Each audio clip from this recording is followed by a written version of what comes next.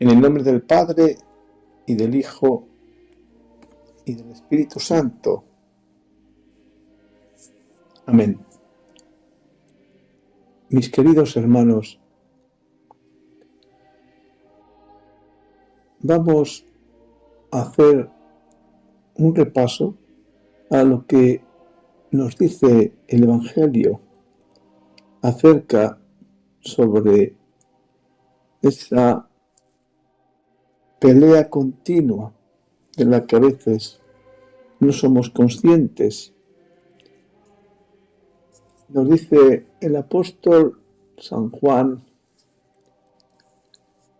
en la segunda carta que sabemos que todo aquel que ha nacido de Dios no peca, mas el que es engendrado por Dios se guarda a sí mismo, y guardándose a sí mismo, el maligno no le toca.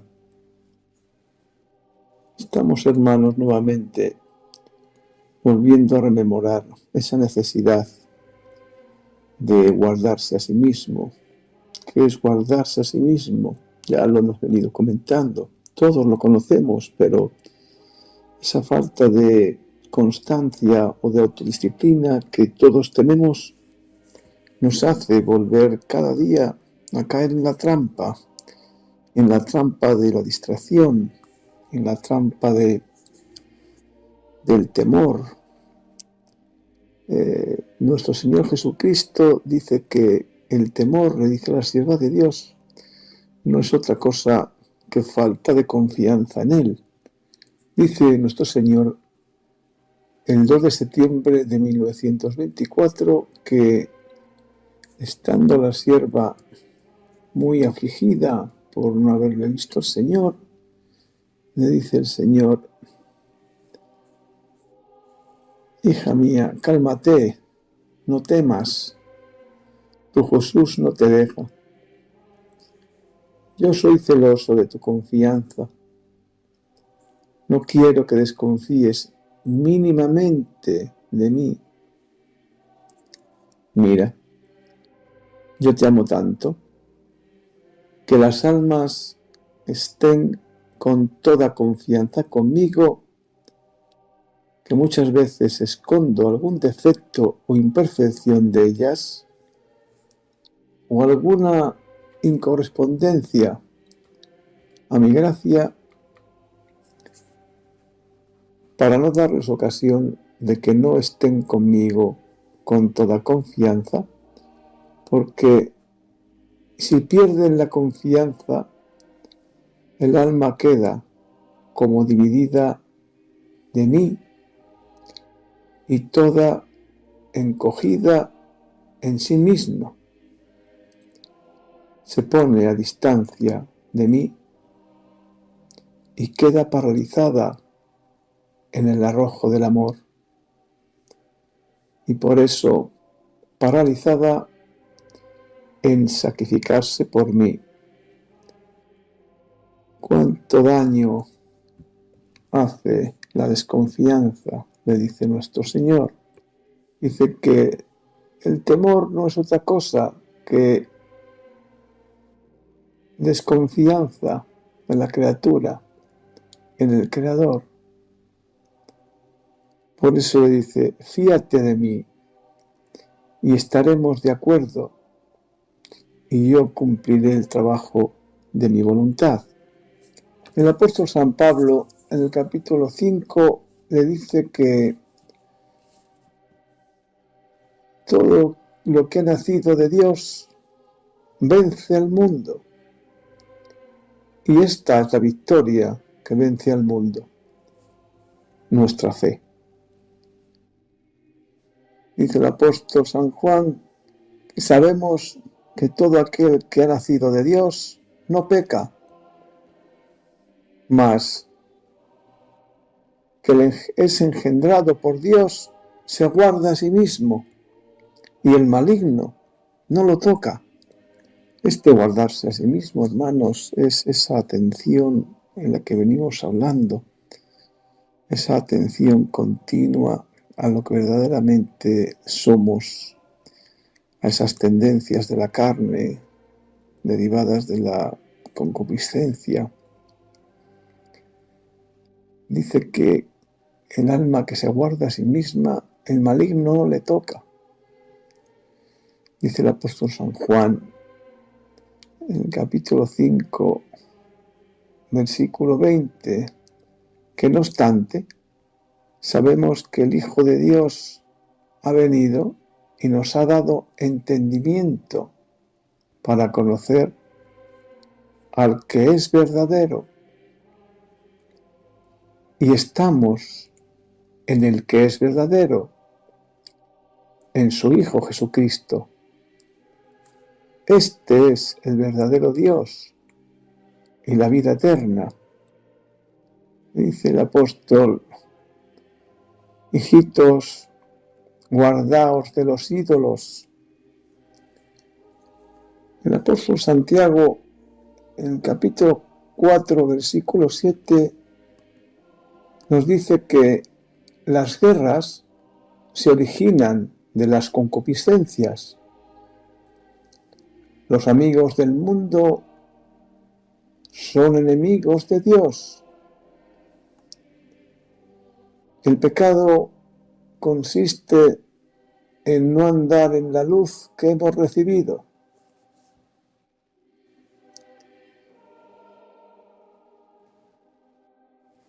Tanto, hermanos,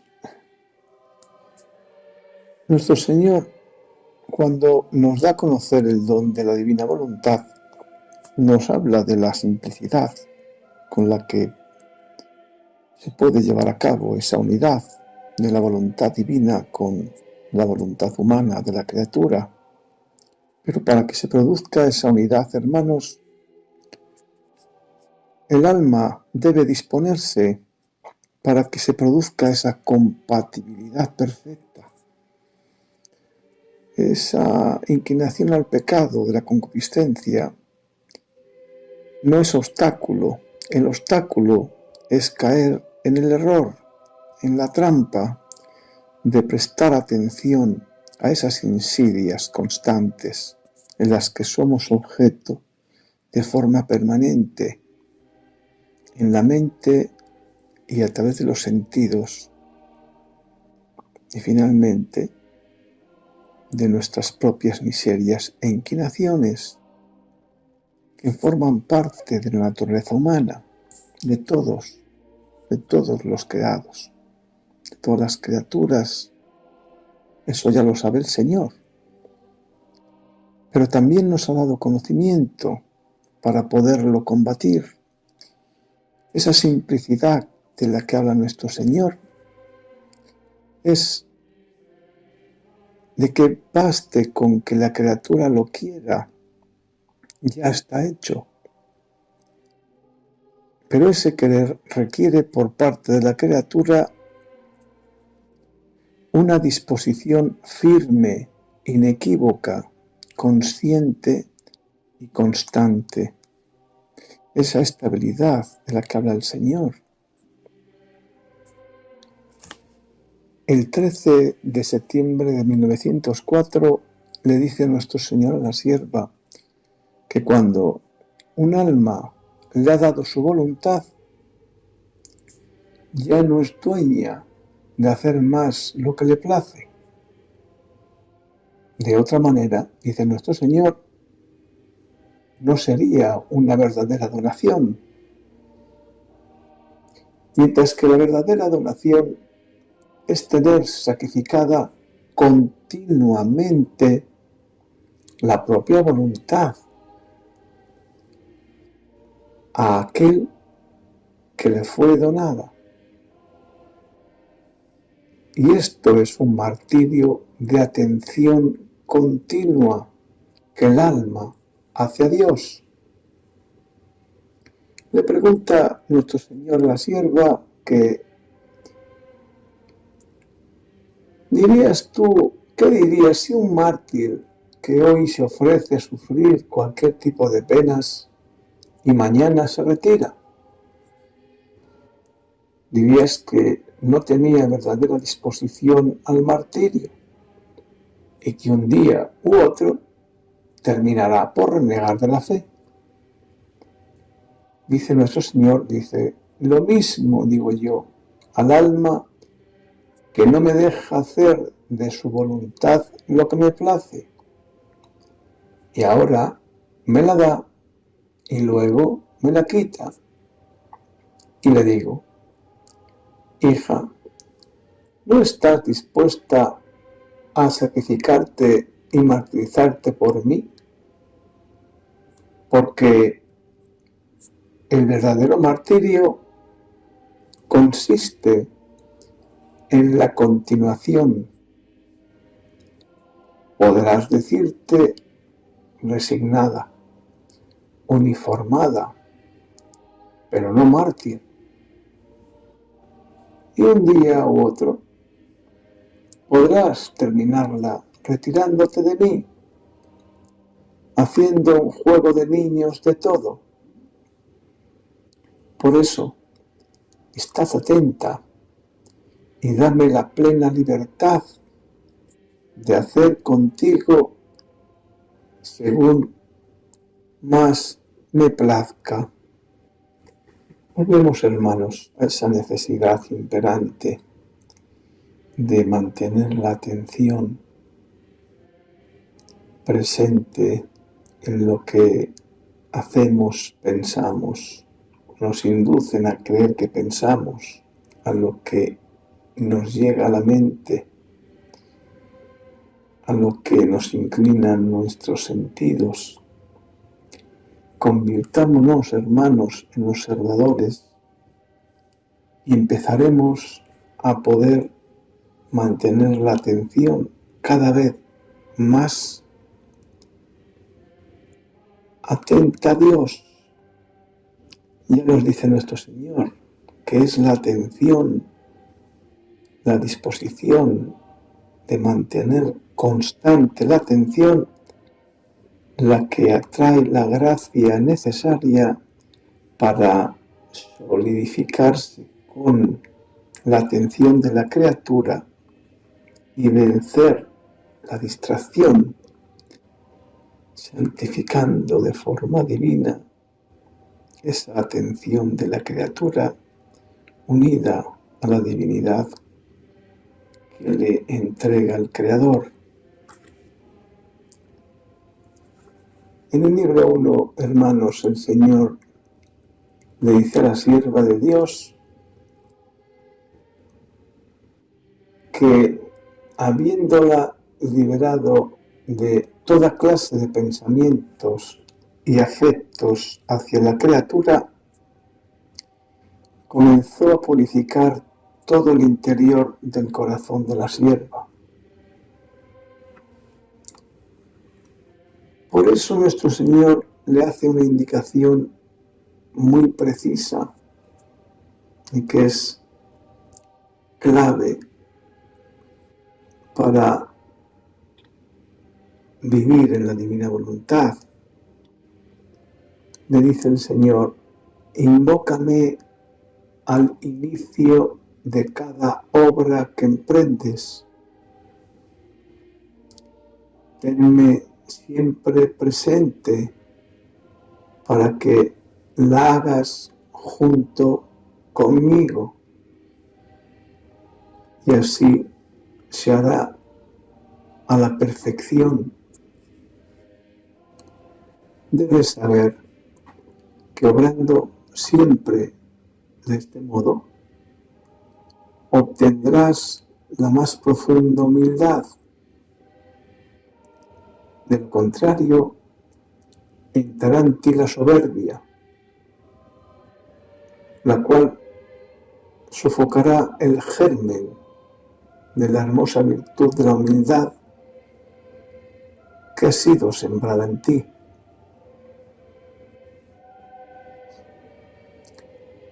Por ello, le dice la sierva, que llegó a comprender cuán repugnante es el pecado de la soberbia, porque es la mayor afrenta que se le puede hacer a Dios. y la más horrible ingratitud, porque la soberbia deja de tal forma ciega al alma que la hace caer en la más grande impiedad, ocasionando así la ruina total del alma. Otro, hermanos, de los problemas a los que nos enfrentamos en esa lucha de atención es la de pensar en el pasado o en el futuro en vez de vivir en el presente. Le dice nuestro Señor a la sierva que no quiere que siga pensando en el pasado, que cuando un alma se ha humillado por estar convencida de haber hecho mal y por lo tanto contrita y humillada, ha sido lavada en el sacramento de la penitencia y está más dispuesta a morir que a volver a ofenderle. Y que seguir pensando en el pasado es una afrenta que hace a su misericordia y al mismo tiempo un obstáculo para su amor.